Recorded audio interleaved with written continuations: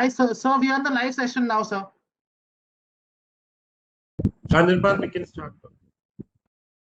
Good afternoon, ladies and gentlemen, and thank you so much for joining us today for the Economic Times Unwired webinar powered by Secular Technology. The theme for today's webinar is data security in Microsoft 365 and beyond. I am Anirban Ghoshal, your host for this session. In today's data-centric world, your data is your business. Data is the key to delivering rich, personalized experiences in a rapidly changing digital world. Data-driven digital transformation is no longer just a strategic initiative, but a new way to work, interact, and do business together with customers, employees, and the larger part of the world. With the greater part of the workforce working remotely, cloud platforms helps reduce collaboration challenges, but increases security challenges. The most immediate concern organizations need to overcome is the security of the sensitive data and intellectual property residing on the cloud. Organizations lose control of their data once the data is downloaded and reaches remote employees, partners, or any other third-party network.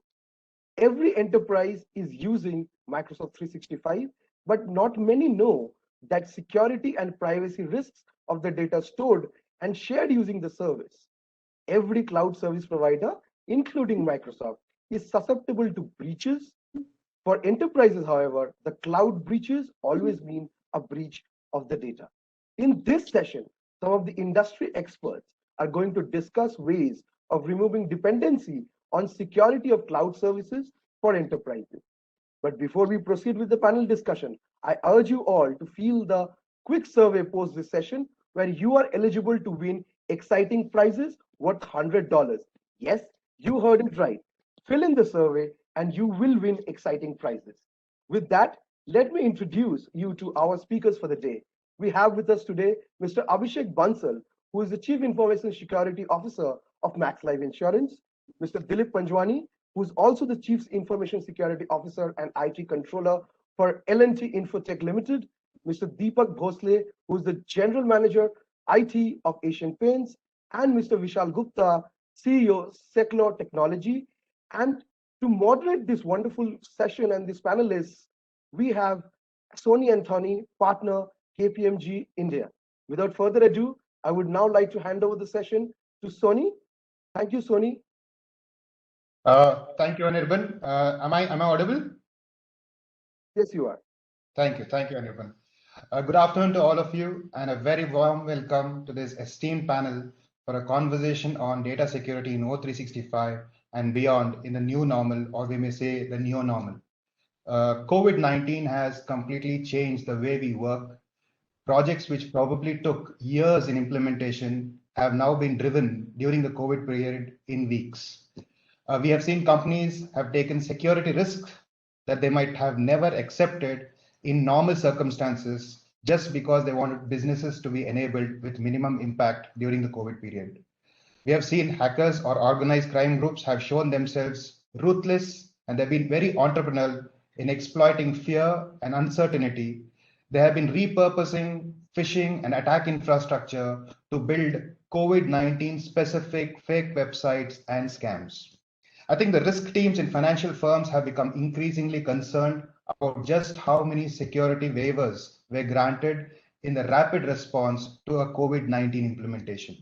In particular, there's a lot that's gone, including insider threats are worrying as well, from call center workers who are working from home, stealing customer card information, to investment traders who are colluding just because there's absence of their superiors' watchful eye, right?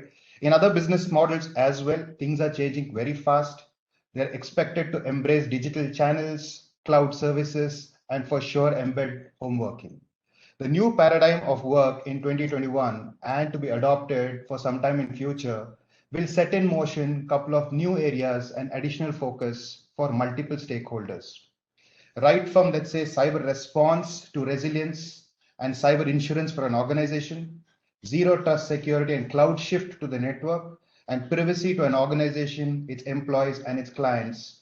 To know more, let's get into a conversation specifically on the cloud shift, its benefits, concerns that organizations are currently addressing. And I would like to then take on the first question, and I think the first question is to Mr. Deepak. Mr. Deepak, developing a cloud security strategy can help organizations clarify their security and compliance posture. And continually refining the strategy can help them stay up to date on emerging threats. Therefore, having a strategy in place can also help prevent overspending or misspending on cloud security controls. What do you think are the key elements for developing a cloud security strategy? I think my question is to Mr. Deepak. Thank you, Sony, and warm welcome to my fellow panelists. I'm really looking forward at a very insightful discussion. Coming to your question, Sony, if you look, a cloud security for me is going to be a subset of an overall broader security which an organization would have. So every company would have their own information security strategy, which broadly hinges on three pillars, which is confidentiality, integrity, and availability of information. And I guess these are the three tenets on which people base their controls. And these controls are largely based on the way we see it at Asian Paints would be on how data gets stored, how data moves, who accesses data, how is data accessed, and how is data processed. So on these five principles is where we go about defining a security strategy. And cloud security in that sense would be a subset of the broader security strategy which we would have. Things have been very good for us when we were on-prem, you know. So a lot of things right from the end end device to the app on the data center. When it is all on-premise, things are a little to that extent manageable and very much in control. But with the advent of the cloud, and for just would like to state that with cloud coming in, there is a shared sense of responsibility, which means that the model which you adopt on the cloud brings in a certain sense of responsibility on either side. For example, if you're on the SaaS model, the entire security paradigm shifts onto the provider of that solution, and you're responsible for the data security and the access of it. And if you're on the IaaS side, you'll probably from the hypervisor upwards, you'll be responsible for the security. So that's how you need to calibrate on your own cloud strategy and how you're going to have a cloud security strategy based on how you go about your cloud journey. So for me, the five elements which I would want to pin down whenever I put in my cloud security strategy, and which would be evolving in that sense, would be first, I would want to stress on the access, the identity and access management. That's pretty critical for me in terms of being in the strategy. Second would be in terms of what are the mechanisms available for detecting intrusion? How good are they? How modern are they? Is there the element of AI ML which will help you do it faster and better? Third would be in terms of the network security. In terms of, is there a proper layered security there? What is the surface leakage which is getting addressed? Are there the principles of zero trust networks embedded within the framework? The fourth one would be in terms of what is how much of it does it allow me to respond whenever there's an incident. So the incident response mechanisms is the fourth one, and fifth and the most important one for me would be the data security, wherein I would really be very conscious about what sort of encryption, what sort of key strategy I would have to ensure that my data is always in that sense reliable. There is a certain amount of integrity to that data. So these are the five elements I would be focusing on whenever I go about with my cloud security strategy. Thank you, Mr. Deepak. I think in essence what you were saying is, while you look at your CIA from a controls perspective, you also have to look at, let's say, data stored, moved, and processed. Keeping this as a subset, look at the overall picture of cloud security with five key elements, which is primarily access. You're also looking at, let's say, detection by way of new technologies like AI, ML. You're also looking at network security, right? And we're looking at the response capability and obviously the data security, which is the most important. These are the key elements and structure that you put in to design what is my cloud security strategy for the organization. I think very well put, Mr. Deepak. What I'd like to do is I'd like to get on to the next question to Mr. Dilip. And this is more on, let's say, distinction. Nowadays, cloud computing servers are becoming gullible to data breaches. We have seen that quite a few times in the news as well. Cloud infrastructure security solutions, they help in ensuring that data like sensitive information and transaction is protected. This also helps in preventing third parties from tampering with the data that is being transmitted, right? So the point I'm trying to check here is, are organizations making a clear distinction between security of the cloud infrastructure and security of data on the cloud? So between security of, let's say, the cloud infrastructure itself and security of data on the cloud, is there a clear distinction, and what are organizations doing around it? Hi, Sony. So good afternoon, everybody. Thanks for joining this session today. And yeah, to answer your question, Sony, I believe this is something which is a point of concern and something that not all organizations fully understand today. Everybody is focusing more around doing the infrastructure and application related security controls and considering them just like their crown jewels in their data centers. If you have that covered in, you have kind of mostly tick boxed everything around, and therefore you are more protected in that sense. But when it comes to the cloud aspects, there is a lot of shared ownership between you as well as the cloud service provider, as well as the other ecosystem partners whom you engage with to protect your cloud environment. And they have access to that infrastructure also. So there is authorized access. The third-party supply chain risks do apply in that kind of scenarios. There are people who would be not your organization folks who would have access to the underlying systems. And therefore, the data is at risk for exposure due to human errors or insider threats or external threats. Hence, despite protecting the cloud infrastructure as a whole, you still have to look at the data aspect, which Deepak very rightly pointed out. That is a very, very critical element as part of your cloud strategy. Because without that, you are just leaving your entire crown jewels inside a physical perimeter, which is called the cloud. But after that, once person breaches that section or has an authorized way to get inside, then there is no more controls after that. Okay, so in a sense, what we're saying is, while organizations today are looking at only the infra and their app from a controls perspective and looking at security around it, which is more infrastructure oriented, you also need to look at your crown jewels and the data within the crown jewels. But whose responsibility is it? I mean, I heard you speak, it's a shared responsibility. So security of data versus security of the infrastructure. While I understand you're saying security of the infrastructure, the cloud service provider takes care of, security of the data of the crown jewels is whose responsibility? Is it for the enterprise or is it the cloud service provider? Only the enterprise, nobody else. Thank you. That's a dot. Enterprise. I think I'll move on to my next question, and please feel free to join in and provide inputs for other questions as well. Sony, anybody else has any viewpoints on this specific? yeah. Hi, Yes. hi, this is Vishal.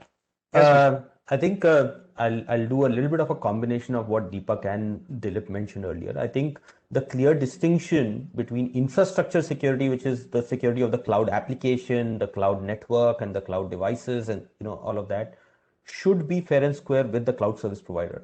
If an enterprise is using a cloud service and then has to recruit an army of security engineers to secure that cloud service, then to me, the purpose of using that cloud service is lost, right? Why should I recruit engineers and set up processes to secure Microsoft's systems? That is Microsoft's responsibility, and that should come as a part of the cloud service itself. My only responsibility as a cloud consumer should be to make sure that my data remains secure when it is in the cloud or outside, on premise, on devices, and so on.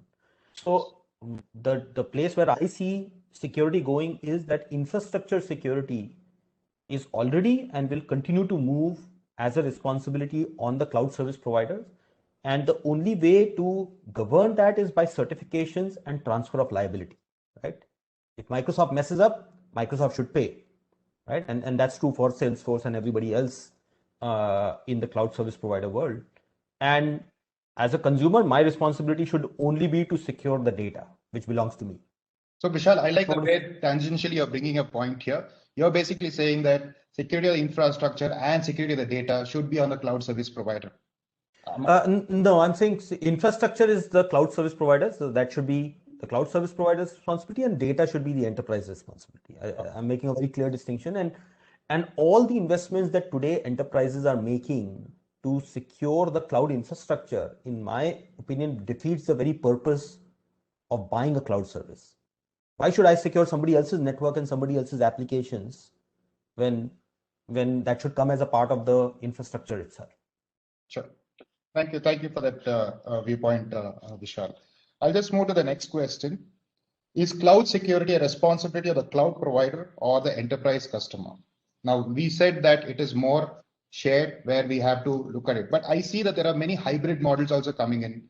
There are people who say that, and you just brought out a point saying that why will I want to put an army of people to secure my crown jewel if the cloud service provider is hosting it and there are SLAs around it and there's accountability around it as well. I'll put SLAs and penalties and make sure that that is addressed by the cloud service provider itself.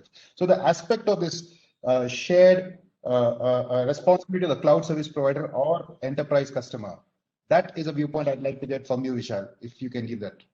I don't think it should be a shared responsibility. I'm using a service, Mr. Microsoft, Mr. Salesforce, whoever is the service provider. The security is not a layer on top. It has to be built into the cloud's infrastructure itself that you are providing me. So the security of the cloud infrastructure should not be in any way the consumer's responsibility. It is the responsibility of the service provider. It is the same way that as an individual user, for example, let me talk about the individual who's using Skype, right? I use Skype as an individual, right? Now, I cannot set up an army of people to figure out how secure is Skype as a communication mechanism, right? That I'm assuming that Microsoft will take all the measures that it can to make sure that Skype communications are secure. The same thing is for enterprises, right? It has to be fair and square, the cloud service provider's responsibility. However, the security of the data that I store in the cloud, that liability I cannot transfer to the cloud service. I still have to make sure that data that is going to the cloud is secure, access policies are governed right, and so on. These are all the challenges that can happen even with a secured cloud infrastructure. Right? So that responsibility is mine. I'd like to lean on Mr. Abhishek. I'm sure in his insurance sector, there could be something similar for this question. What's your view, Mr. Abhishek? So thanks, Tony. And more or less, I kind of agree with my fellow panelists in terms of how this entire cloud security paradigm is looked into. I kind of beg to slightly differ from Vishal. I mean, because it definitely is a shared responsibility model, given basically what it's consuming, right? In any of the cases, right, whether I go in for a complete SaaS or whether I go in for a complete infrastructure, data is still my ownership, right? That is something which is never going to be outsourced to anybody else. I think same thing was mentioned by Dilip as well. But when it comes to, let's say, maybe the other security controls, right? If you see the typical narrative, even from any of the cloud service providers, I'm going beyond, right, without taking any of the names, they would typically say that, no, we have services for different areas, whether you call it as identity, whether you call it as monitoring. I mean, they will have services for damn everything, which you also have in today's infrastructure, whether you are on or you're on-prem, right? I mean, the stack remains the same, the fundamental remains the same. It's the consumption pattern style. And definitely when you're using myriad of technologies, which is like a hybrid structure for most of the, let's say, maybe organizations who are there in business for the last 5 to 10 years, somebody who is starting afresh or new in the last 2-3 years, definitely they may have a complete cloud model. However, if you go beyond, I mean, definitely they will have, I mean, right from mainframes to, cloud native applications. So they will have actually a variety of infrastructure to manage. Data is definitely, a responsibility of the enterprise. So the strategy elements, they may be broader and they may be driven by any of the, parameters, whilst you want to go for digitization as a journey for whatever reason, right? But the fundamental thing is how the control structure with the roles and responsibilities is defined, right? Whether it needs an investment on your side or whether it needs basically a control in terms of a contract, because you have a limited responsibility share with respect to contracts. How often do we see, I mean, it is a broader vendor risk management topic, not pertaining to cloud alone, but how often do you crystallize liability clauses in any of the contracts, right? So contract is one part of it. You can still have those things built in, but your comprehensive security strategy, I think, should tie first to your entire digital strategy. right? You need to really see how actually the speed of things matter, right? I mean, I would slightly differ cloud security strategy, model, framework, whatever name you want to give it, vis-a-vis to what we are or what we have been doing on-prem, right? I mean, setting up an infrastructure on cloud has a different shelf life and a different timeline vis-a-vis to when you are doing it on-prem, right? So and so forth. Your security strategy should also be able to deal with these changes. I think there is definitely an onus on the organization. Whilst I, in principle, agree definitely, with respect to what is being managed, definitely as a product. And it goes with any product, right? If I'm buying any product from any security OEM also, there are certain things, if I'm buying it, I believe definitely they will come and give me those features. I will not actually do a double check whether they have those features or not before I install. So that's my limited take on it.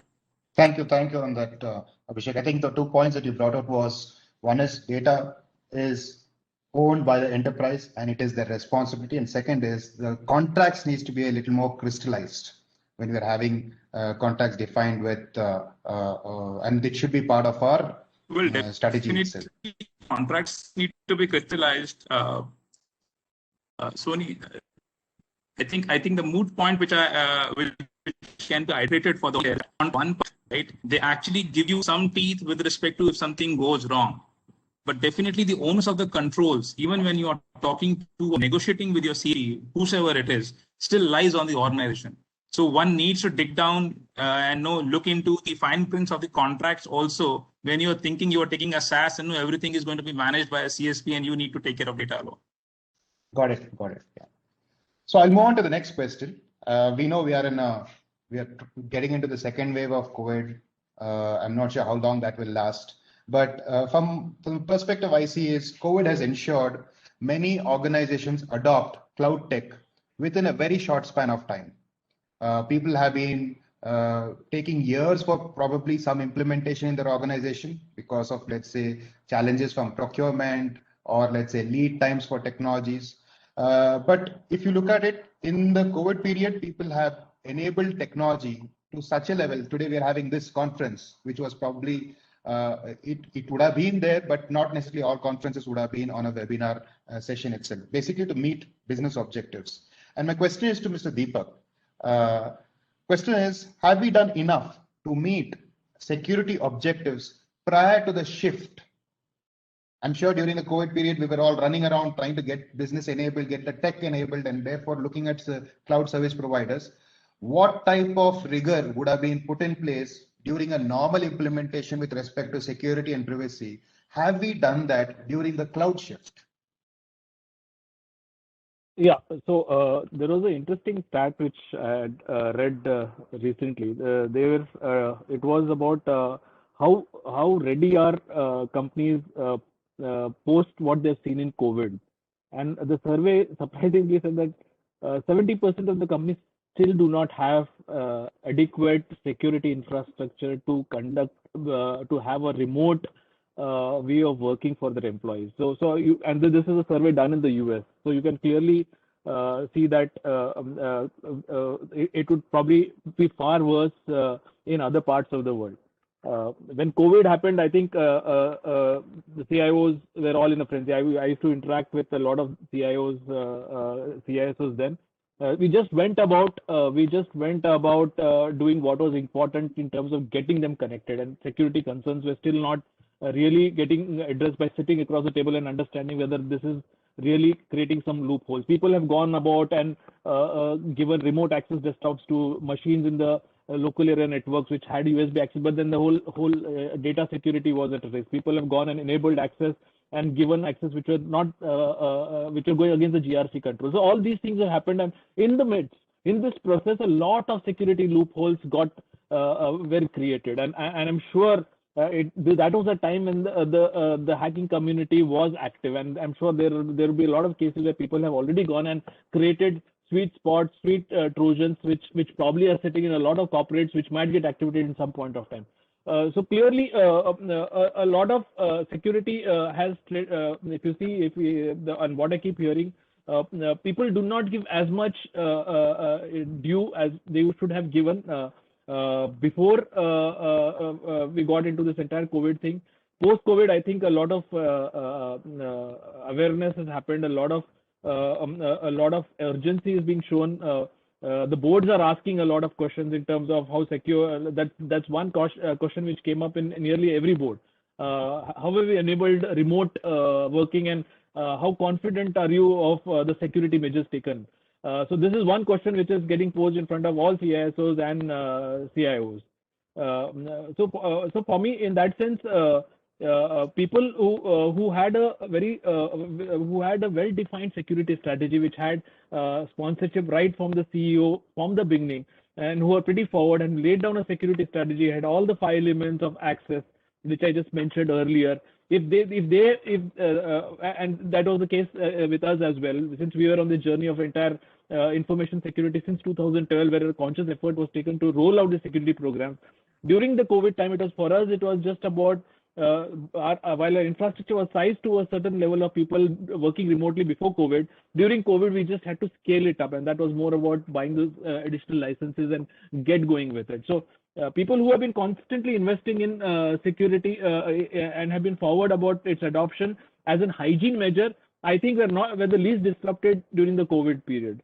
The others are now learning it the hard way, and I guess there's a lesson hard learned. Thank you, Deepak. So I'll rephrase this question a little bit to Mr. Dilip. So while we understand, right, and people have moved forward with implementations and things like that, now that we have realized, are we taking a step back and re-evaluating those connections? For example, our local user who was on the local area network with respective VLANs and firewalls has moved to his house. Our technology or applications, which was business-related applications, which was in the DMZ or the internet network, has moved to a cloud infrastructure, which means my user is outside, my tech is outside, the hackers are outside. So now, from a control perspective, while we have realized this, what are organizations doing today, especially when they are being asked by boards? For example, it's become a boardroom agenda. And like Deepak brought out, saying that confidence of remote working. We have been questioned on the confidence of remote working. So Mr. Dilip, I'd like to get a view from your point as to what is your thoughts on this?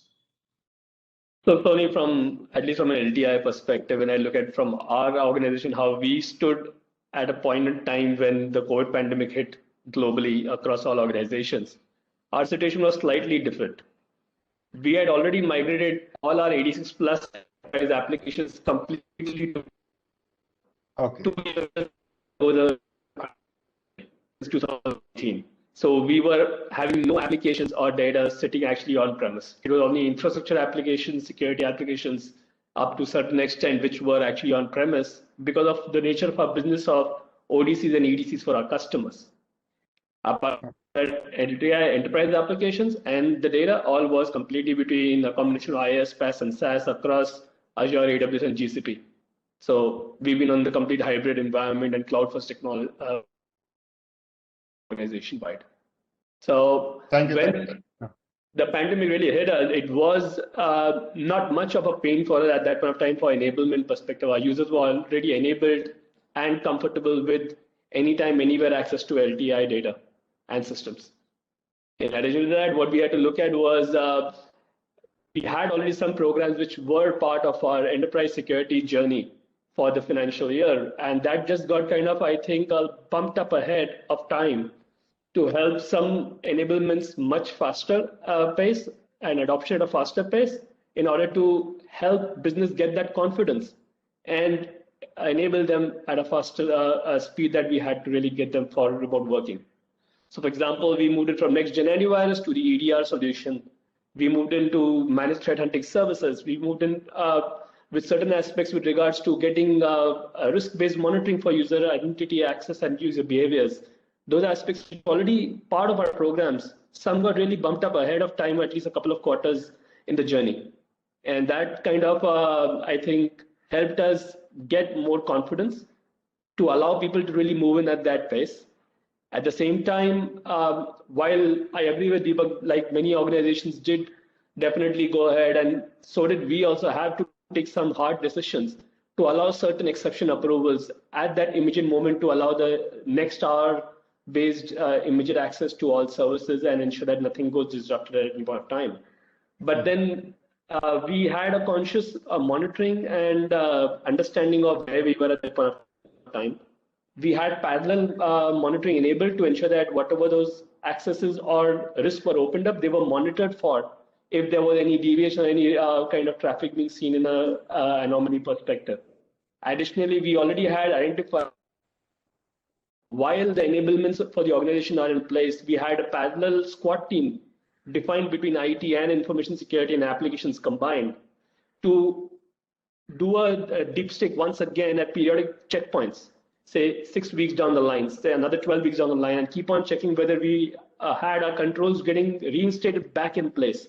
The exceptions taken down after the controls are put in place, users are enabled, and everything is working smooth. And get everybody back to their normal course of behavior within the policy realms, rather than keep it open for too extended period of a time. And this all was being monitored continuously by our top leadership, because being a services organization, for us, security, risk, compliance, and privacy are top priority for all our customers for which we do business. And hence, it does impact from not only an enterprise compliance perspective, but also from contractual compliance perspectives. Thank you, Dilip. I think you brought out a note here on security and privacy. That's something which I like. And I think I'll tune my next question to, while we have organizations who moved on to the cloud, right? There are some organizations who have not moved on and they're still contemplating. Basically, and I'll get Mr. Abhishek's view on this. What are the specific security, privacy, and control concerns that have kept organizations from adopting cloud services? Just leading on what Dilip said. So, Sony, I personally believe that this is more of a question, which is legacy question now. I mean, people are far more mature today, and across the board, they are somewhere getting into this conclusion that they have to go to cloud. It's the question of when, right, and how. There are definite benefits which definitely cloud movement to cloud really entails, right? Whether it is scaling up, which comes in directly, many people, and that's where I think COVID actually brought this to light, are seeing adoption to cloud because of the nature of, let's say, maybe high availability and multi-zone services being provided by the cloud service providers as really as a natural business continuity or a resilience mechanism also, right? I mean, one is more to do with the scalability and how you can do it. And that's what is pushing not only moving your or migrating your applications to the cloud, but also actually leveraging a lot of new native functionalities for movement to the cloud. Why I give all this premiere to you is that there are many hidden concerns which used to be there, which used to prohibit, if I may say, the cloud aspirants, quote unquote, right, to move to the cloud. Right? There were a lot of regulations which used to prohibit the data localization, and now you will see CSPs actually having their hosting centers within India. They're talking about all of this, and they have established contracts in put space. So your data localization, and whilst we do have Indian Act, Indian Rules 2011, which talk about privacy, we are still awaiting actually a full-blown Personal Data Protection Act similar to GDPR or likewise to have those granular concerns with respect to data privacy. Whilst RBI and IRDA are few of the regulators who are still who have still managed to actually include some prescription around these aspects as far as the regulations is concerned. But we still don't have a full-blown data privacy regulation. So primarily it is driven still from the regulations across the globe. And those are the organizations actually who are dealing with multiple countries, and they don't have really this problem of data localization in that case. As far as security is concerned, I think it is more of it's again more of a cultural thing, right? And more of a mindset that when you are within your four walls, you are more secure, right? When everything is housed internally, then you are more secure. I think that notion is definitely getting hit and has been challenged big time by COVID resumption. Right? People were forced to actually work from home. The companies who never thought of actually that they will be having their workforce, their vendors, partners. Now they are actually doing so, and you can see the repercussions actually in the real estate for that matter. Those notions are being shed whether I will be more secure on-prem vis-a-vis on-cloud. The third bit, which used to be there, is that I do have a lot of investments which I have made already for my security of my on-prem, let's say maybe infrastructure applications, so on and so forth. Now people are also understanding, awareness around these concepts are increasing, that know how different services are actually available to you from different cloud service providers at fraction of cost, which you can have and implement and have the same security solution. The only thing is that definitely there is a learning gap, there is an awareness being bridged. I think given these three factors, the notions which used to be there before, that whether I should go to cloud or keep everything on-prem, I think that's where that tussle is actually going down, and we are seeing more and more of cloud adoption. And you will see more and more cloud aspirants moving more workloads to cloud, if not today, near future. So that gives me a perspective that businesses are happy because the enablement is coming. There's a lot of availability. There is resilience. The CFO's office is happy because there's a lot of cost optimization is coming in. So I'm sure on a scale of 1 to 10, the business and the CFOs are probably at a 7 or an 8 scale rated. I would like to know, and we have 2 CISOs on this panel, what is the rating that the CISOs are feeling now that we have moved to the cloud? So I would give the same rating, Sony. I would not give a lesser rating than a CFO. In fact, I think you were a little conservative in giving a rating from a CFO or a business side. They would like agility to the hilt, and they would say 9 or 10 for that matter of fact. And a CISO today, who is well aware of these concepts, I think 7 or 8 should be decent enough. It's only a matter of time whether you have the right investments for cloud security or not. Right? People are moving to DevSecOps. People are moving and talking about how do I take care of my workloads within the cloud. I mean, so that's where it is. Yeah. If I look at, let's say, if I read the newspaper as well, I see a lot of organizations not having challenges with respect to availability. For example, I don't see a downtime because of, let's say, a cloud infrastructure broke down from an availability perspective. But I see a lot of data breaches, security issues around organizations. So will that not give a different view? I would say it will be wrong to actually connote those data breaches to cloud service providers or cloud. I mean, that will be unfair actually on our part to give that direct connotation. Said that, I don't deny that there has been a lot more breaches, especially in last 1.5 years. But that's also pretty much where the energies are channelized. Look, if I mean, as a CISO, I mean, most of us are actually thinking it more so how we have to safeguard the organization. Look at it from a hacker's perspective, right? He is thinking that now more and more organizations are doing remote working. So definitely their controls will be relaxed. Now they have all time and energy in the world to kind of look into it. So definitely the boundaries are porous, and porous for many organizations who did not have those kind of initial investments or the mindset to go about, right? And that actually gives in an opportunity for a hacker to utilize it. So this is no brainer that why we are seeing more and more of these. But I think it would be unfair if we link the two, that it is all because of the cloud or movement to the cloud. I'm not, but I'll just get Mr. Dilip's view on this. While he said safeguards that needs to be put in place, right? So, and we spoke about these recent data breaches. So do the recent breaches at major cloud service providers make you question your decision, which we already answered, right? But what measures are organizations taking to protect enterprises against these sort of breaches? You could say it could be technologies, it could be additional processes, but I just want to have that view of what are we doing about it while we see these things are going through. Mr. Dilip?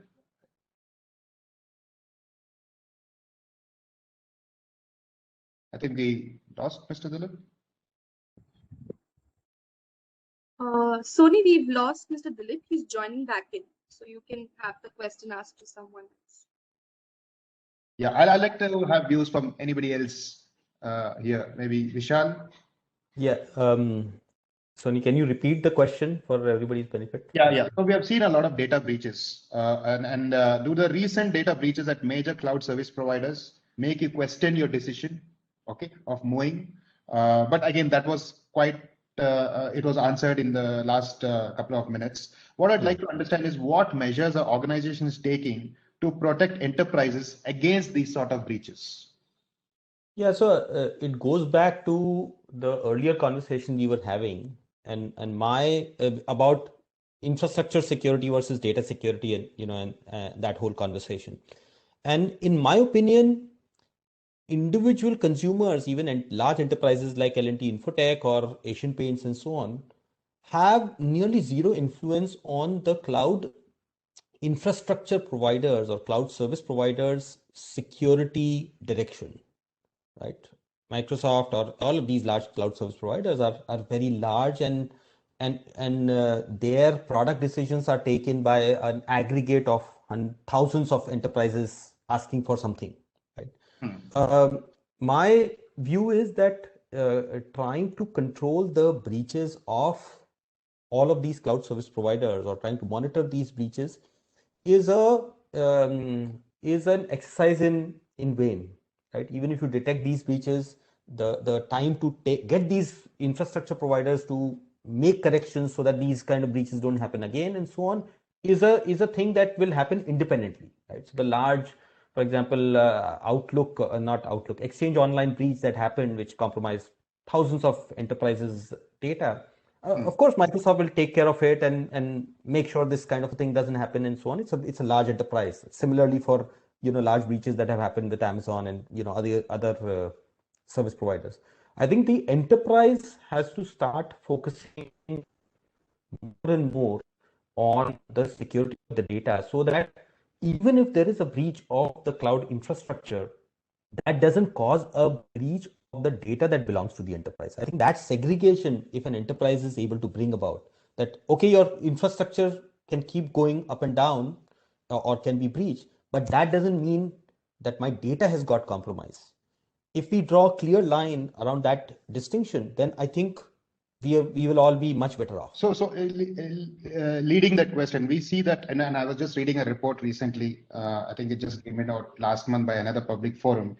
It said that 75% of cloud users suffered up to 7 malicious account takeovers in the last year itself. And while you were speaking about specifically Microsoft, I'd like to get your views on what are your current present concerns around, let's say, data in the cloud, or specifically O365 would say. Yeah, I think the concerns might not be very different from others. I think the whole thing is that this back of the mind thought that my data is out there somewhere. It is with somebody. It's on somebody else's computer. It's on somebody else's applications, and I don't control the destiny of that data, right? So just by virtue of Microsoft's engineers or Salesforce engineers making a mistake, all my data can be compromised, and I didn't do anything. I think that continues to be a area of concern. Now, of course, the control system around that is, if that same data was in my on-premise system, would it have been better off? Would it have been less susceptible to that same data breach and so on? And I don't think, I mean, the jury is out on that question, whether that same incident would have happened to the on-premise system, simply because the cloud infrastructure provides a centralized pot of gold for hackers. Whereas when systems were on-premise, they were distributed, right? Now, large cloud service providers like Amazon or Microsoft, they are the central repository. You just have to hack into one system, and then you've got the motherload of all data that you want, right?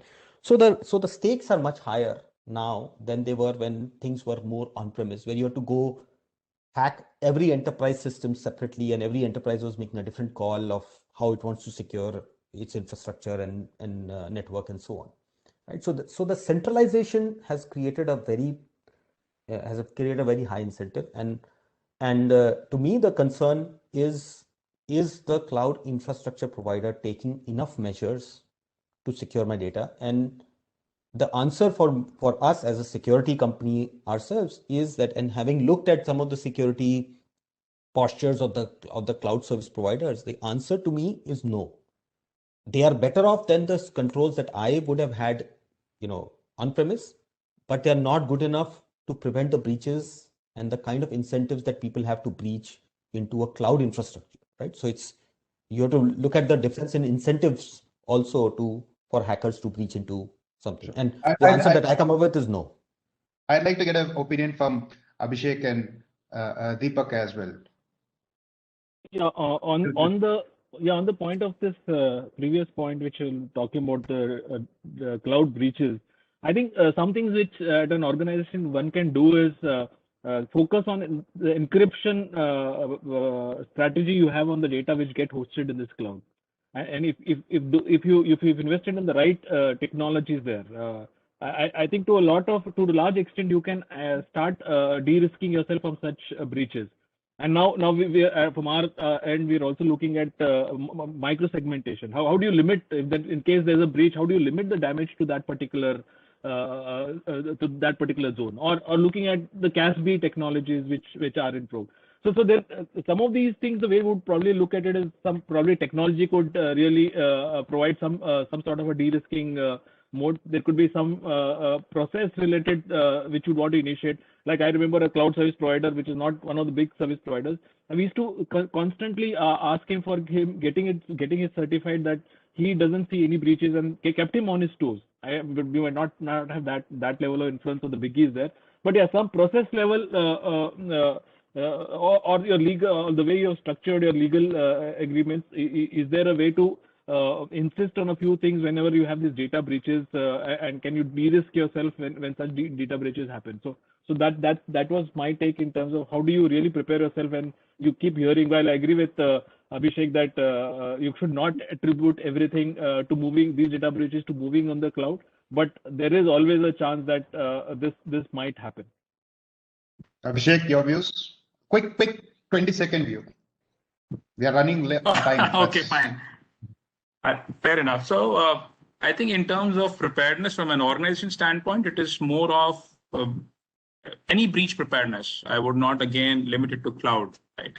And there are multiple ways, like whether you do simulations and all do all the kind of trials, make upfront and available. Whilst I agree to what Vishal mentioned, that no doubt when we're talking about the cloud service providers, definitely have they have multiple customers, they have data of multiple customers. So for an hacker, it definitely is basically the golden pot, right? He just needs to hack once and he gets everything.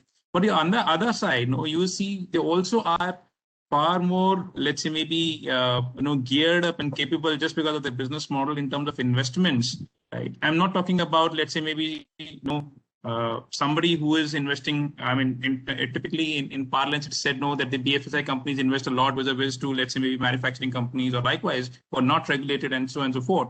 When you see the cloud infrastructure provider or a cloud service provider, for them it is multiple customers, so they will have all the set of controls put in place. So whilst they may become basically a single source, and basically for a hacker, they also have the wherewithals and the tools and technologies which all the companies may not have. So I just gave my perspective on both the points. Okay, thank you. It's like robbing a house versus robbing the bank, right? The kind of people who rob houses and the kind of people who rob the bank are different people, right? They're differently equipped, and now you've got an opportunity to go rob the bank. So obviously the investment you'll make is much higher. So the only point, Vishal, I'm making is, just like you said, house will have less controls as compared to bank. Yeah, absolutely. The bank should have more controls. Now, to me, I mean, my answer is the bank right now doesn't have enough controls given the amount of money that they are hosting, or in their case, the data that they're hosting. So I can actually agree with you, because I interact with quite a few clients. And while those clients are looking at putting in various initiatives by way of technology, EDR or PIM or various solutions, my point is that if someone is able to phish a legitimate user of your organization, he has the access token. He will come through all the technology that you have put in because his connection is now legitimate, irrespective of whether we have encrypted the channel or we have put in filtering rules, or let's say because it's all his token that is there is valid, right? And people are out there who are actually, let's say, phishing out these tokens, not just from end users, but from specific administrators of organizations. And to top it all, there's a process of, let's say, encrypting because of, let's say, a ransomware attack, and then data exfiltration. And that's where, if you see, most of the cases outside today are not a small hacker or a hacker group coming in. These are seasoned people who have tested their specific code on various organizations, tested in your organization, seen it work on one or two demo systems, and then a full-fledged attack comes in. And I've seen that plenty. which is where when I ask organizations, do you have an anti-ransomware strategy in place? People don't. When they are hit by a ransomware attack, or let's say any COVID-based theme attack, their data center is compromised, their DR site is compromised, all the servers between DC and DR and the clouds, the systems which are on the cloud are also compromised, right? So that's where some of these questions I ask, and when I see a couple of CISOs are and I don't know about this, because that's where I would like to lean on CISOs and figure out, are we doing adequate when our data is now in the cloud? And especially, and when I specifically see a product like O365, while I understand it is a great product, the kind of breaches that we have witnessed in the recent past is challenging, not because the product has its issues, but probably misconfiguration of the product has related to some of these issues. So that's, while we have run out of time, I'd like to get a quick 15 seconds from each one of you. If you are telling organizations who are going to embark on the cloud, what are those three, let's say in bullet point statement or a two-worded statement you would say that they have to work towards from a security and privacy perspective? I can go first. I would tell them to make sure that their choices of the cloud service providers are driven by security and privacy constraints also, and not only by convenience and cost. Right. So number one, security and privacy has to become a criteria in evaluation of, if you're evaluating 3 different cloud service providers, right? So that is one, because that sends a message also to the cloud service providers that, okay, security matters and you can't just go take any random product decisions, right? That is one. Abhishek, from your side, we have really run out of time. Okay.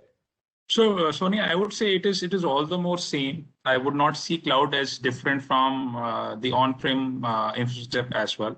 So do take care of your entire enterprise security and risk management strategy while you're onboarding any of your products, whether it is cloud or otherwise.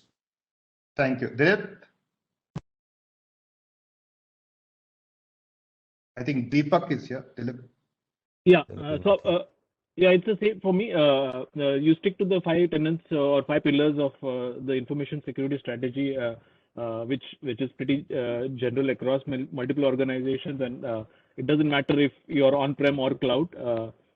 Cloud, definitely, there is always a balance between the convenience and experience versus the security risk. So I think one needs to be cognizant of that fact, and while evaluating it, while people are saying cloud first, also probably say cloud and security first as your strategy. Thank you, Deepak. I think we have run out of time, but I think I'd like to thank all the dear panelists. I'm sure the insights and the experiences that you have provided. We have had different types of people on this call. We have had CISOs, we have had security consultants, we have had IT managers, general managers for technology. The kind of insights you have provided will help a number of organizations in addressing their current security and privacy challenges in their cloud adoption strategy. I'm sure they'll start looking at a cloud adoption strategy, not just looking at, let's say, performance or let's say resilience, or they'll also start looking at security and privacy to be a de facto when evaluating cloud service providers, or for that matter, not just the strategy, but moving to a cloud and continuing operations as well. With that, I thank you all for a wonderful, wonderful session. I'd like to pass it on to Anirban, because I think I've been getting a lot of ping messages from Anirban. Anirban, over to you. Thank you so much, Sony, for wonderfully moderating this very interesting and insightful session. We'll move on to the next part of the webinar. We will now like to invite Mr. Prakash Srinivasan, who is the Senior Consultant at Secular Technology, for giving us some insights about the launch story. Thanks, everyone. Thanks, Anirban. I would like to share my screen to take you through the launch story. Here we go. Prakash, sorry, just before you begin, my bad. I would request the audience present to sort of not ask questions during Mr. Srinivasan's presentation. Please key in your questions at the question and answer box that's at the right-hand side of your panel. We will have time for Q&A post his session. Over to you, Prakash, again. Thanks, Anirban. Thanks, panelists, for your insights and really great ideas coming through. And it's no surprise that some of those ideas find their way to this launch story. So what we'll be talking about today is Seclor's offering for Microsoft 365. We'll be focusing majorly towards automatic protection and seamless access of secure content from Microsoft 365. Just a backstory towards this, right? Last 1.5 years have been the new normal now. And like most of the panelists mentioned, initially on-premise was really good. And then the moment COVID hit, many of the organizations had to jump towards adopting cloud applications, cloud environments. And Teams became very popular. And so Teams, as of now, is everywhere. And as a result, enterprise data is everywhere as well. There was a storm which everybody was riding. And so everybody had this opinion of let's make sure everybody is connected to remote. And let's figure out security a little later, because what's more critical is access. And so there is enterprise data across the world, right? Because of Teams, enterprise data has made its way through mobiles, desktops, tablets, managed and unmanaged devices, inside and outside the enterprise boundary. Over the recent few months, there is a push to also use Teams for external collaboration. And so it basically means that sensitive enterprise data is now also on partners, vendors, consultants, all those systems. And last but not the least, there is a need to comply to regulations, be it global or local. And now is when organizations are waking up to the fact that, yes, the first phase, which is giving access to everyone, has been completed, but we need to make sure that we need to comply to the security and privacy regulations. And they have become risks for cloud adoption. That's what is being observed across enterprises since they have moved to the cloud. And so let's take this opportunity to talk about what are the entire umbrella of offerings of Seclor under the Microsoft 365 offering. And to start with the basic form of protection, it could be the simple protection on desktop. A user could just right click on a file and say, I want to secure this document. Or it could be automated through any discovery solution. And protection on desktop forms a core capability of security. But moving forward in the food chain, email protection can be user-driven or automated, and that's supported by Seclor. All a user really needs to do is click on one button, and the email which is sent out is secured. Let's look at this at the perspective of the Exchange Online breach which happened a few months ago. What we have come up recently over the last year and a half is riding the tide of cloud adoption through securing the productivity and collaboration apps, automatic security when documents are uploaded into SharePoint, OneDrive, and Teams, and seamless access from Teams. And we'll be focusing on Teams a little bit more because that's become office for most of us.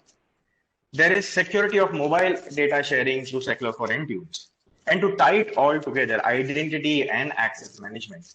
With Seclor's Federation of Identity, all the users need to do is use their Microsoft 365 or the Azure identity and be able to protect and consume documents. Let's focus on Seclor for Teams specifically. In our recent product release, what we have done is made available seamless access of protected documents directly from Teams. And we are the only provider to do that. Documents get automatically protected as soon as they get into the O365 platform, which means that they remain secure inside O365. So if the responsibility of securing the data is with the enterprise, this is the solution. And with this release, what Seclor enables end users to do is seamlessly access protected documents right off Teams. Click on the file, open it in your Microsoft Office, edit it and save it back, and everything is completely seamless. This works across different applications of Teams, be it on the desktop, be it on the web. And a single sign-on with Azure Identity makes it very, very seamless. The major benefit here is basically being head-to-head alongside Teams, while Teams becomes the greatest growing enterprise collaboration tool. Secure helps to make sure that the data which goes in remains secure all the way. So the major benefits across the three risks is Microsoft Teams is everywhere, and so is data. But with Secure, the data is also secure. The data is secure as soon as it reaches the cloud, and so wherever the data goes, it remains secure. There is seamless access through external collaboration. Because Secure not only works with the Microsoft platform, but it is extendable to any platform. External collaboration, be the external agency with Microsoft or not, there is seamless access. Not only that, there is instant revoke of permissions, which basically means that project is over, interaction is complete, revoke access instantaneously. And the third, and obviously not the least, is compliance to privacy regulation. With Secure, there is granular access control. There is forensic data analysis, which means that there is clear understanding of who has accessed the data, what they have done with it, when they did it. And this also helps to revoke and control access whenever needed. Now, the most common question which comes to any CIO, CISO's mind is, I have a subscription already with Microsoft 365 and I also get something which they provide. Why would you want to go with Secure? And these are major points just to understand the difference in the capability. First being flexibility of deployment. Secure works for on cloud as well as on premises, which basically means that even though you have moved to the cloud, you can still retain control by either having Secure on the cloud or have Secure on premises, and it will work with Microsoft 365. There is automation of protection as the data goes into the cloud, which basically means that the data is secure inside the cloud. It doesn't have to be secure outside because it's getting secure as soon as it gets into the cloud, and it remains secure wherever it goes. There is policy federation capability, which ensures that as soon as the permissions in the cloud changes, wherever the data is in the world, downloaded, stored, archived, the permissions get dynamically updated. You compare that with Microsoft, it's all static security. The fact that Secure is not tied to any platform and works with any operating system, any file format, repositories, email infrastructure makes it easily adoptable to organizations. It doesn't have to be dependent on the Microsoft system. Even though organizations are adopting Microsoft, that's usually not the only platform they are on. Not only that, whenever there is an interaction with an external agency, be it a vendor or a partner or a consultant, there is no guarantee that they would be on the Microsoft setup also. And so this helps external collaboration. This helps seamlessness in access. And last but not the least is the security of the security system. And I think all of us would appreciate the fact that with keys and content being together, there is a major threat of data security in the AI3 offering. There are published methods to hack. Google, you will find out there are ways published by universities where it's easier to just hack the Microsoft document. Compared to that, Secure has regular external BAPT, which are validated by external agencies to talk about how secure it is. There is a secure online editor, which is completely agentless access for content which is Microsoft related or non-Microsoft applications. There's no need to have an agent, but access it online in a secure manner. Compare that with a Microsoft online viewer. Once it is online, all the security is off. These are just simple comparison points, and there are many, many more which we can talk about in more detail. I'll invite you to visit the Secure website to get more details about this launch story, the benefits. And if you'd like to have a conversation and also talk about these capabilities, please write to info@secure.com. Thanks for listening in. Thank you so much, Prakash, for taking us through that particular launch story and sort of making us and the audience aware of the possibilities with Secure. We are now open for a Q&A session. While we wait for the audience to key in their questions, let me sort of ask Prakash some questions that have been sort of bubbling in my mind when you were making the presentation. Does Seclor Sure. for Microsoft 365 also work with Seclor Policy Server on-premise? Absolutely. The secular policy server can be on-premise or on cloud. It works. Okay.